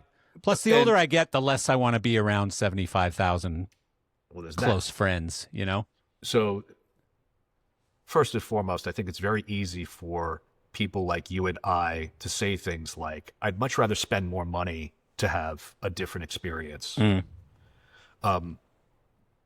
We are in a blessed financial position with the success that we have attained over our careers. I have a massive swath of friends that run every possible economic that I text messaging billionaires and paupers. Yeah. And when you are subjected to that, you have to be, and you have attained some level of success, you have to be very kind. Again, it's probably the theme that we have for this, going through all of this, to their situation. And, they're not in a position to say, I'd rather, sure, they may rather spend some extra money, but they never could because they're just not in a financial position to do that. Yeah, but stadium seats are more expensive than arena tickets. You know what I mean? Like the average stadium show, because of the acts who they are, but they're hundreds of dollars, when you could go see the same show in an arena for $100 or $125 or $75 or whatever the number is, right? But that doesn't necessarily work out on the back end if you're a Live Nation or a producer putting that together. Yeah. So that doesn't really factor into the conversation. I just wonder at some point though, are we over milking the cow? And like that's what it feels like a little bit. Like we can keep raising prices. Now we can do what do they call the pricing? Surge pricing, right? No, not surge pricing. The one where if people will pay more money, they basically, what do they call that pricing? I forget what it's called, but it's the one that produces $5,000 Springsteen tickets and stuff like that. Oh, are you doing like a pack, like a VIP package? No, I forget what it's called. It's basically serving people who will pay more money for it, prices that they're willing to pay, and they get upfront seats or whatever.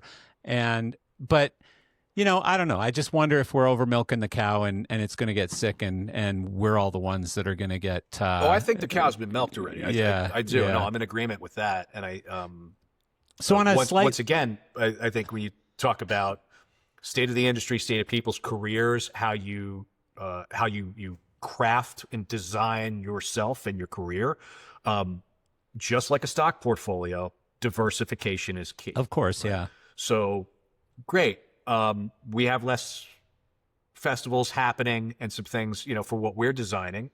We have our basic stuff that's yearly and always comes around, but the new stuff's not popping the way it was. Mm-hmm. But other sectors, like in some of the corporate stuff, that is going great. So we're very well balanced with all of that. Yeah. Because it's also the different types of work. Obviously, different types of work that you do, more chance you have. Of course, the wider net you're throwing. Yeah, of course. But with like vendors or designers who maybe aren't as fortunate or are really struggling during these cancellations or pauses or whatever they are, what do you tell those people? To stay afloat, to stay alive, to survive. And it's always a very hard conversation. I had a lot of these hard conversations during the pandemic, more than I ever wanted to. Yeah, me too. There's that famous, was it Warren Buffett or Charlie Munger line from Berkshire Hathaway? They said it's when the tide goes out, that's when you're going to see who's wearing pants or not. And that's what the pandemic did to us. It put people in a position of exposure. So one of the first problems I was seeing as I was helping with a lot of people trying to find funding and navigating the small business loan thing and all of the various PPP things. Yeah. There were more, unfortunately, thankfully I was able to help a lot of people through that. But unfortunately, there was more than a handful that we hit a wall at some point in the process, and I had to sit them down and have a very candid conversation and just say, I need you to level with me because this keeps getting kicked back.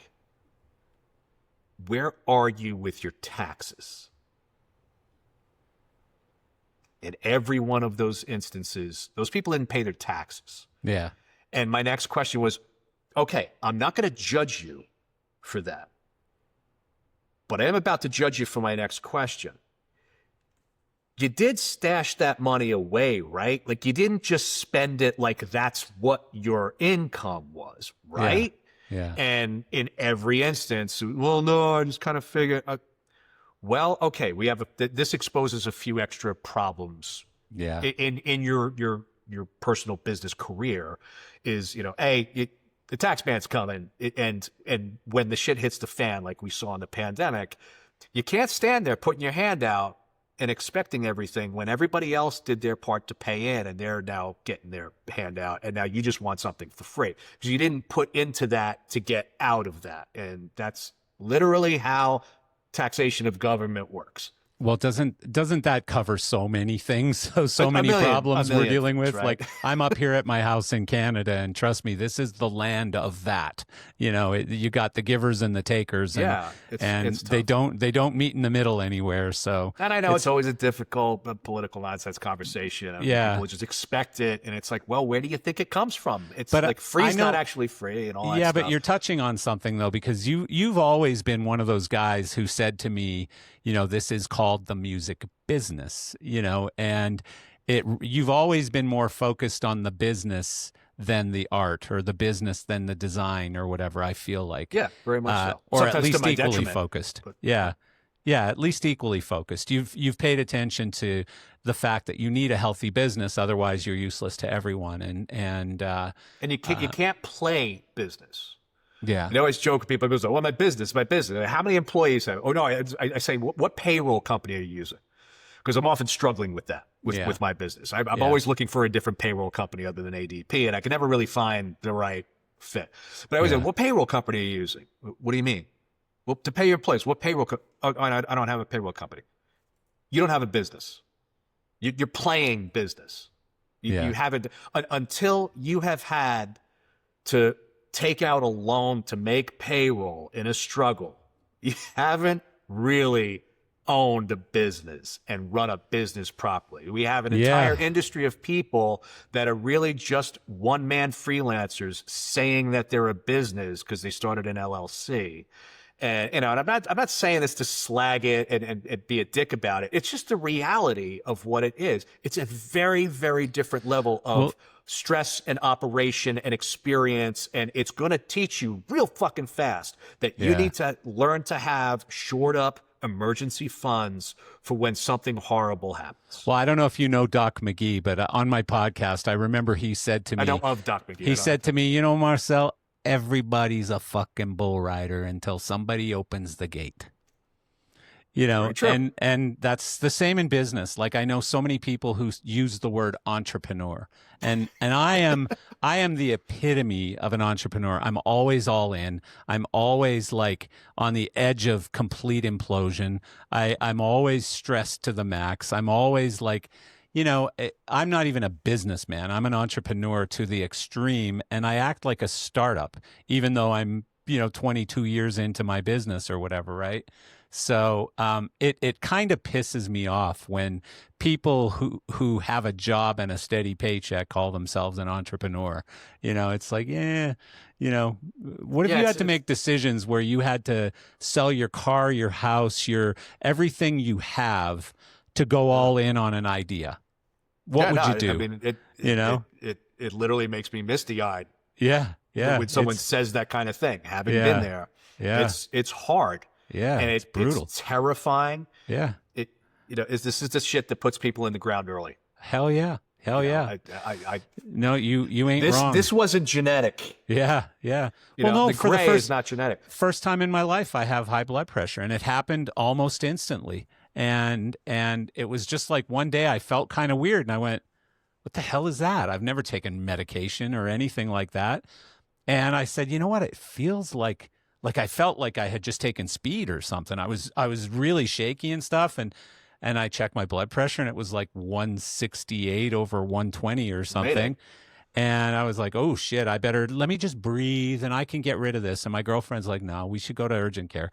And it gets to like 7:30 at night, and urgent care is open till 8, and she goes, "Test it one more time." And I tested it. It was like 172 over whatever. And she goes, "We're going." And so now I'm on friggin' blood pressure meds. Well, good. Isn't that awesome? I'm not a proponent of that, but no, me neither. When you're in an emergency situation like that, absolutely. Oh, but trust me, like every day I'm doing things to lower my blood pressure, and then I'll wait a few hours later to take the med, and then I'll test and shit, I still got to take it. But you gotta just knock it for a couple of weeks and then start that. Yeah. You gotta give it a chance.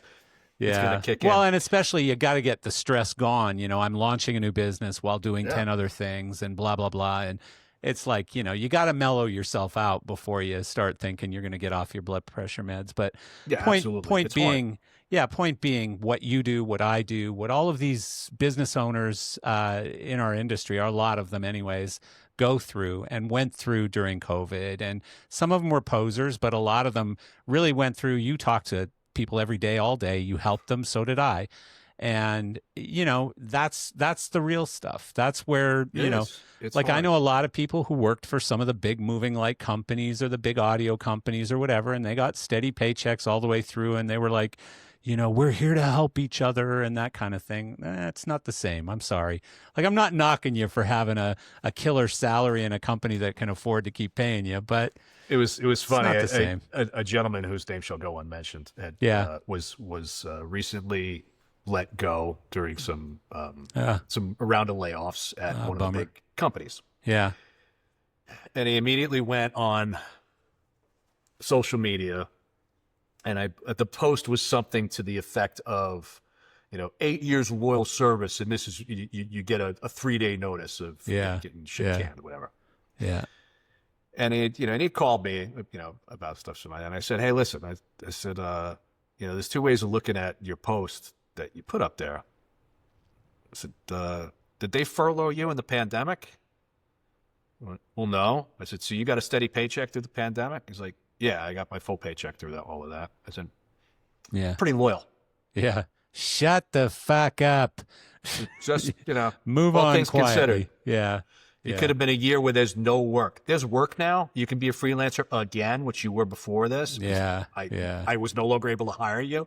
Yeah. So, okay, great. I can hire you again, but just be a little thoughtful of, okay, yeah, this is very unfortunate, and I'll put it up to shock, but I think they were pretty fucking loyal for 24 months of zero income on their end. It took me a very long time in my life to learn to be humble and to be, to believe it or not, like I actually can be humble now, and I'm much more grateful than I used to be, and I'm much more just willing to listen to people's sad stories and help people. It's like Absolutely. My girlfriend says to me all the time, because I did this AI thing. I put a post out on LinkedIn, and I started getting people calling me, emailing me, texting me, and booking calls with me, because I said, hey, look, AI is coming. I know most of you who are reading this right now have not even written an email yet with AI. I want to help you. I got nothing to gain. I'm going to give you a half hour of my time for free. And which is phenomenally generous. I don't know who the hell does this. My girlfriend said to me, you're an idiot, right? Like, you keep doing this. You keep giving away all your time, and then you wonder why you have no time to do anything anymore, right? Well, there is that. And she's right. She's right. To some degree, but there's also the spirituality of it. But honestly, later in my life, I just love to help people. Like, I just really love, and COVID really probably set that off in a big way for me. I just decided, hey, I know a lot of people. I have a bit of a voice, and I can help some people. So I'm going to try my best to do that. So it's just, I'm addicted to it. And by the way, I'm a smart business guy too. So at the end of the day, I'm going to spin those into opportunities. So by the end of the call, I'll say, well, while we're talking about AI, I want to show you this GearShare thing that I'm building, which is built entirely on AI. And they're like, whoa, that's cool. How do I sign up? That's obviously helping often begets opportunity. Of course. Of course. Going back to the question of, what do you tell people? Yeah. When they are struggling, I often talk about the tax ramification. Are you saving stuff? The other thing I ask when it's going slow, I say, what are your other streams of income? And this is one of those things that, sadly, I didn't learn until much later in life. I wish I had the tutelage when I was younger, and it's really phenomenal, I think, for the younger generation now that they're seeing so much of it on social media, because whereas I think there's a lot of bullshit about it on there, it at least shows that there's an opportunity for these things, and that there is actual importance, as much as a lot of it may be a bunch of bullshit flex with people that rent Lamborghinis and make it look like they own them, and love those people. Rent someone's private jet that's sitting on the runways just so they can take pictures. Or how about they rent a Lamborghini to park it next to the rented private jet so they can take Instagram pictures? Yeah, those are my favorite. And then they rent a stripper too, so that she can be on his arm next to the Lamborghini. Look at all the money I make. Yeah, so it's this big, but one of the constant topics is talking about multiple streams of income, and they certainly didn't teach that stuff when I was a kid. I came from welfare. I was a welfare child, literally no government cheese tastes like. So coming from that upbringing, I wasn't around financially savvy people until I was much later in life, and was gifted with being around people in, particularly in the industry and in other industries, people like yourself and Jack Kelly from Group One, and, people that were savvy about business. Bob Gordon, taught me so much. And I was so blessed with that. And to take that knowledge and then couple it with these concepts I started to learn on my own, multiple streams of income. What are your other multiple streams of income? They look at me like I got lobsters crawling out of my ears. And it's like, well, are you telling me, I had this conversation with somebody recently. I'm absolutely not going to say their name, but this came up, and it was very much a tough love conversation. And I said, what's your goal for your career? What are you planning? He said, well, what do you mean? I'm doing it. I said, you're at a console banging on strobe lights at front of house. I did it. I loved it. I had a great time. I was doing a lot of other things while I was doing that. Mm-hmm. You have to remember that you never heard about that because I didn't talk about it. There wasn't any reason to talk about it, but that wasn't my only job. So I love that feeling of standing there. You're the one that hits that button and the lights come up and the crowd reacts. And like, it's such an ego rush and just fills you with the spirit. It's fantastic. If you're not standing there, nobody's paying me. So I have an immediate ceiling as to how much I can make, and it is completely dependent on me leaving where I'm sitting right now, because no one's paying me to hit the button while I'm sitting here talking to you. I have to go somewhere. I have to get on a plane, go to a venue, and stand there and hit that button. And you click, click, click, and monkey gets the cookie, right? So then you got some money. Well, the market only pays so much. So, okay, how much is your time worth to you? So if you, let's just say you're doing good at $1,000 a day as a freelancer, the absolute maximum you can make without charging any overtime and things like that is $365,000. Well, that sounds like a fantastic income. But that means you don't get a single day off. All right. Well, there's only so long that's going to work till you have a psychotic episode. Right? Yeah, you're going to need a day off. You're going to need a vacation. So you're going to need quite a bit of vacation to work that kind of lifestyle. So, well, immediately we're taking 2 weeks off of that at a raw minimum. Then we're going to take all the weekends out of that. And then when you start breaking it down, you really don't have an opportunity to make a lot of money as a day laborer. And you may not like that term because you associate it with Mexican farm workers picking strawberries. Yeah. But that's what we all are. We are day laborers paid a day rate to be there for that day, and you're capped. How else are you going to make money? You should do it.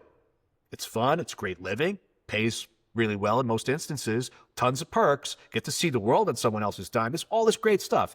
But do you have anything invested in something? Do you have a CD? Do you have anything in the stock market? Do you have anything in crypto? Whatever it may be, then have you taken any money, put it aside to create some sort of investment that may be continually paying you back? Like, I've got a production manager friend of mine who he's got a friend of his that he plays golf with who opens up a lot of strip malls.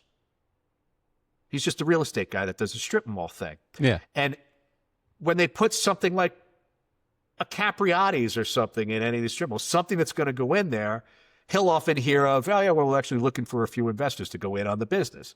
Like, hey, listen, they want 50 grand. They'll give you 20% of that little store. Great, man. Here, take some money he saved up, throws it in there, might make 70 grand that year off of that little percentage, right? Get 3 or 4 opportunities like that. Man, I'll bang on strobe lights for free. This is just fun now. Yeah, I don't need the money. yeah. So there are opportunities out there that people don't hunt down. It's not easy to find. Yeah. And it also takes a lot of networking. Are you social? Are you out there talking to the right people?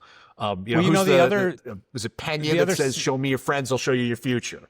Who are you hanging out with? If you're hanging out with people that aren't making money, you're never going to make any money. Well, or if they don't look happy to you and you always think, damn, why is Dierson always so angry?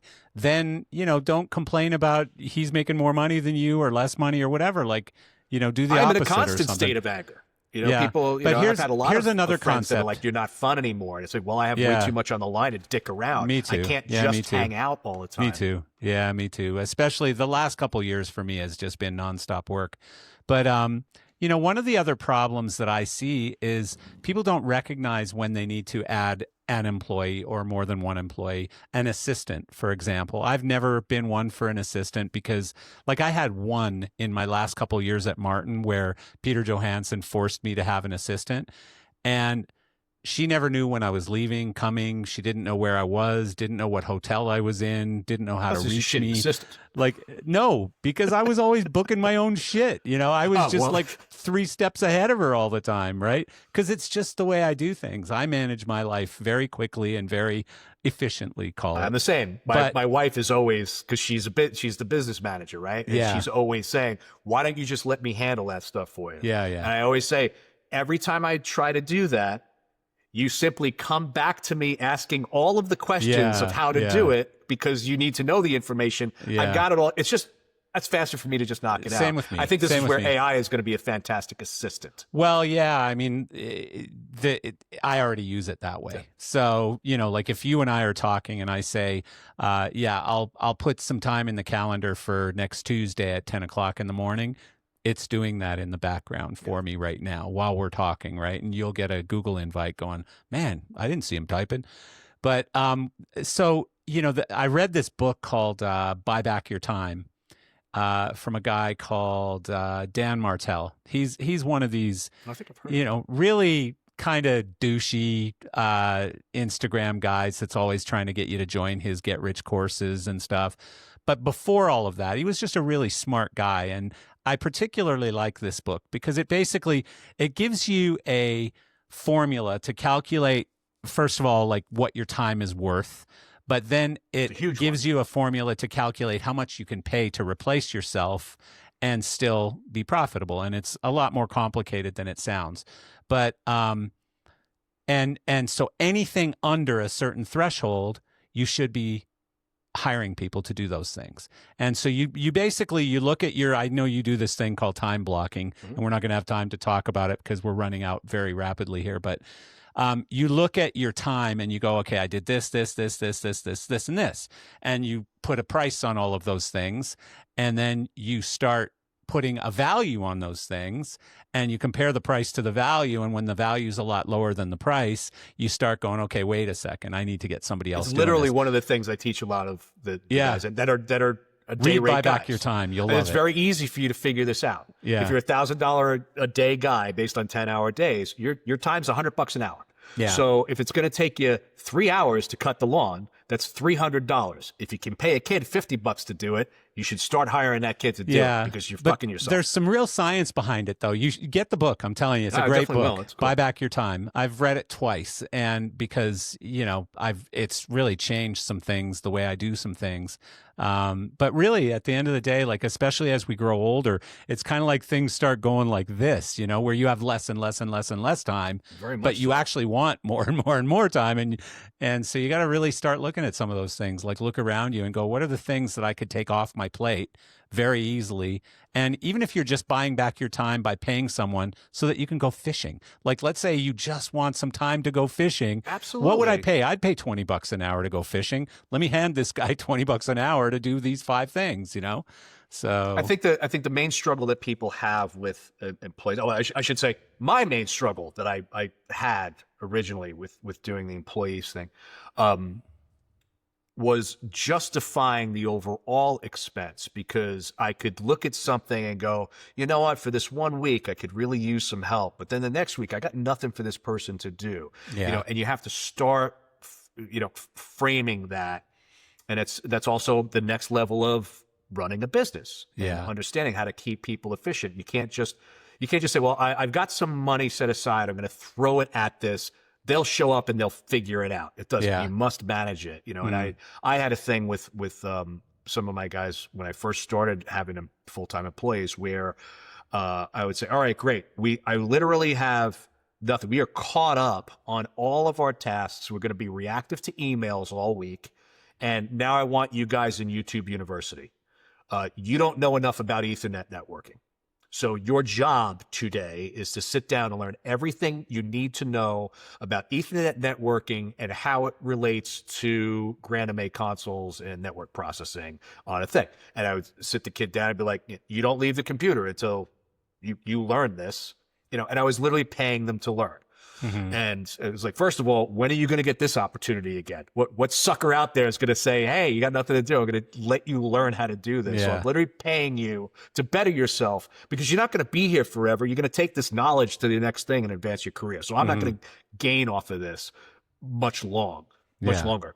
But A, I'm going to help you, but B, this will come back, in keeping you busy and engaged and justifying you being here because I'm making you a better asset. Right. And a better employee. Makes total sense. And that's where that whole time blocking, the time blocking thing was spurred a lot of that because I had realized what my time cost me. And more importantly, really what I can make in an hour of my time, because that's the real clutch you want to get into is, all right, if I cost $100 an hour, if I can pay $100 or pay less than that, and that gives me an hour to figure out how I'm going to get $100,000 project. Yeah. Now it's exponential. Yeah. Now you're not even worried. Like, I don't give a shit if that kid cost me $200 an hour. Yeah. Now you're freeing me up. Well, it's just you got to value your time higher, and then you can afford to hire more people or a more experienced person or whatever it is. But there's a lot of science to that, and I really, really love that stuff. Like I've learned a lot about it for myself, for my own business, but I talk to people about it a lot too. And even during COVID. Like I remember having so many conversations with people saying, what are you doing with your time? I mean, same thing you're doing. I'm watching Netflix and eating Cheetos. The fuck I am. Yeah, or I'm working out. That was the two things. Like the healthy ones, I'm working out a lot more and I'm running and walking. And that's really great. What else are you doing?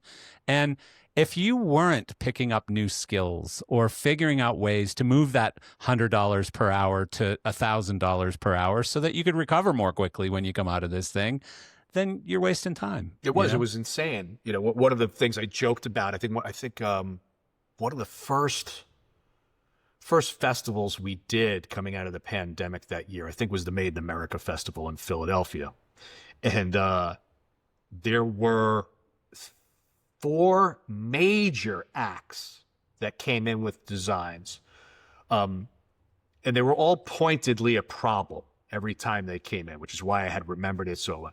But we got to the last act and I said something, and the second I said it, I realized that was a little unkind to say. Yeah. But unfortunately it was true. All 4 major artists had supplemental floor package designs that were cubes. Different version of you. We had one rapper that had this like plexiglass cube with a giant spider in it.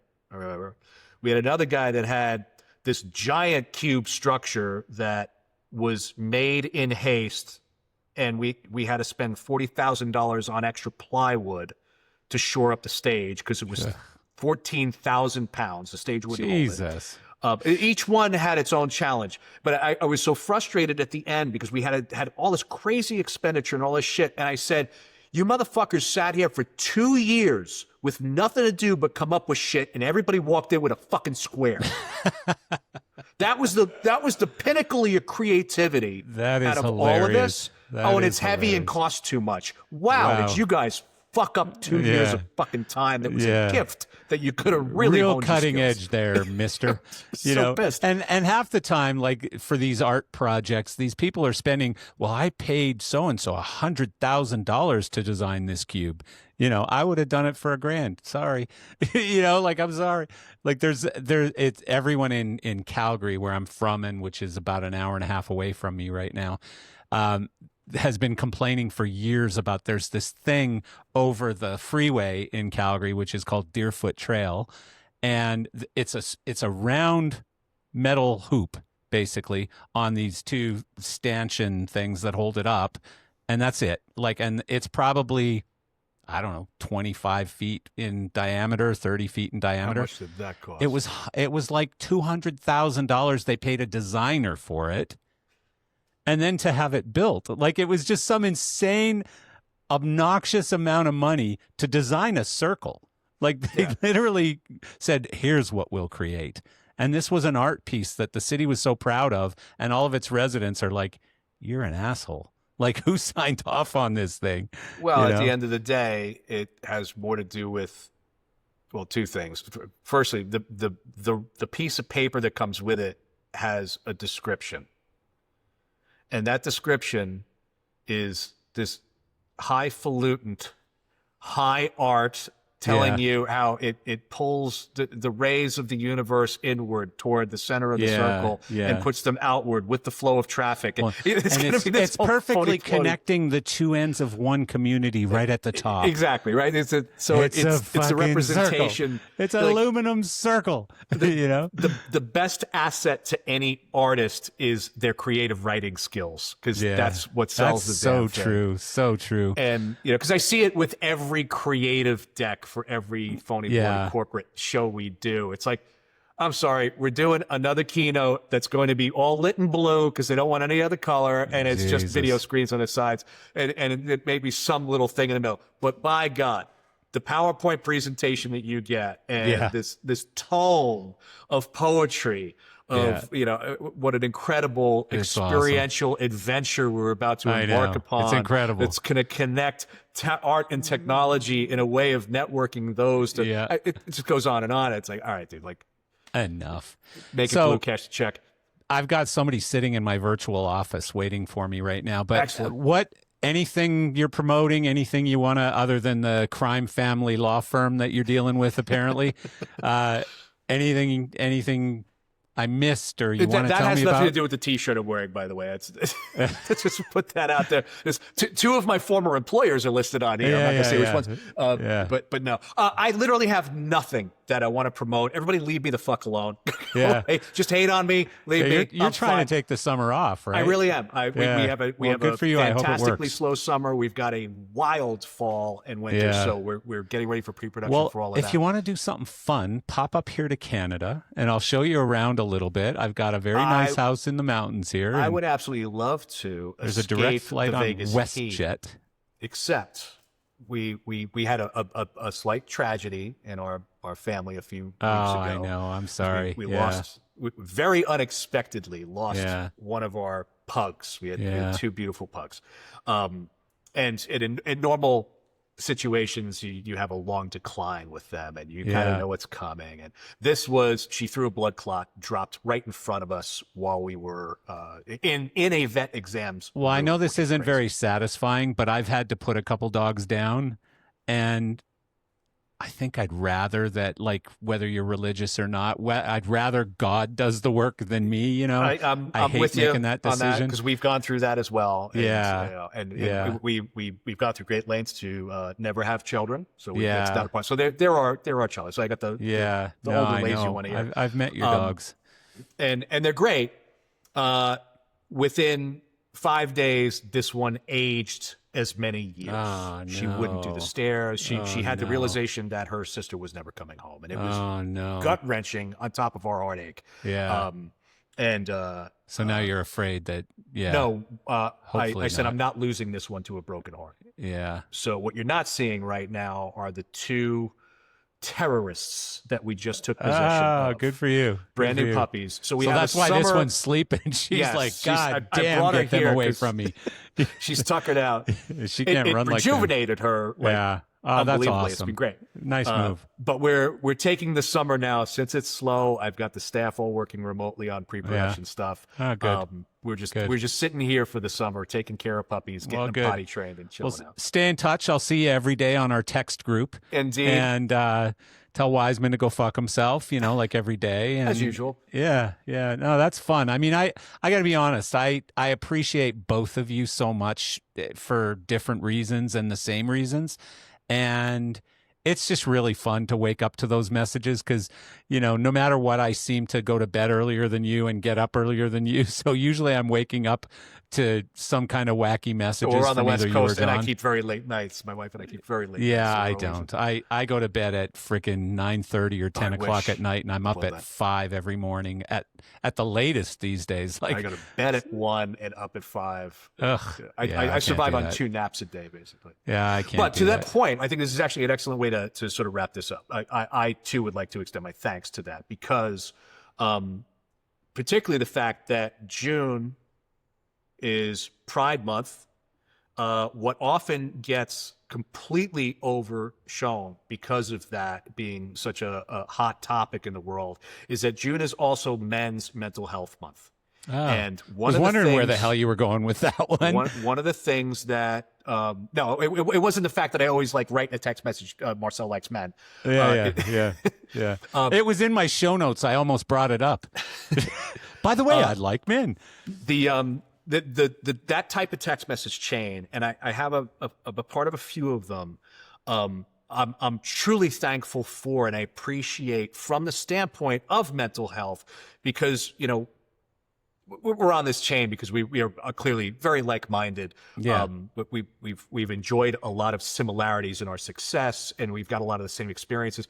Definitely go through a lot of the same struggles and all that stuff. Yeah. To have a small group of people talking, a small group of supportive men, women, you're not excluded from this. You should be doing this yourselves as well. But I find it's so much more important for men to have these little group chats, even if a lot of it is nonsensical joking around, to give a bit of that blood pressure alleviation. Yeah. To just know you're not alone in a lot of the struggles that you're going through, because also things get really fucking tough. People you trust, because none of the three of us are going to go out and go, do you want to know what Wiseman said in my private chat group with him? Yeah. It ain't going to happen. You could tell me that you like men, and I'm not going to go tell anybody. It is the circle of trust. By the way, he did tell me that. But I like it. I enjoy it. And like you, I have a few of those groups, and this is my favorite one because like-minded. I respect both of you a lot. Wiseman and I will put in this like little one-liner about something, and then Patrick gives us this novel with all kinds of technical detail and stuff, like especially when it got into this war thing over the weekend. Patrick was giving us every wild detail in stuff that sometimes I had to grab a paragraph and put it in ChatGPT to say, what the fuck was Patrick just talking about? But a lot of this stuff comes from, and I think I said it in one of those texts. I can tell you this because this part's not classified, because I get these briefs. Yeah. Because we use Signal and certain other things. So I'm very often updated on things that are happening before they hit a news cycle. Jesus. And believe me, I hate it. It's absolutely fucking terrifying sometimes. No, I can imagine. Because I also get things that never hit a news cycle. Yeah, when you're hearing that kind of stuff, it makes it hard to sleep. No wonder you sleep 4 hours. Having these supportive groups for men, I highly encourage it. I support everybody trying to do that with your own group. Find people that you truly trust and have a similar level of experiences with, because very often you think you're going through something like, there were so many times that I in life where I was picking the concealed carrier I was going to use that day based on fucking mouthfeel. And that's not the way to go through life, man. No, there are people out there that love you, that can support you, and if nothing else, they can go, yeah, man, I know what that's like. That sucks. I don't really have an answer for you because I went through it too, and you just got to ride through it. Or just getting that reinforcement is a huge thing for men in a world where we're constantly told to suck it up, push the feelings down. Don't cry, don't whine, complain, buckle down, do your things. It's hard. And Patrick, I got to jump. I appreciate you, pal. Thank you so much. Look forward to seeing real life soon. Hopefully. Very much so. Yeah. Enjoy the summer. Stay cool up there. Yeah. All right. Thanks. Talk to you later. Bye.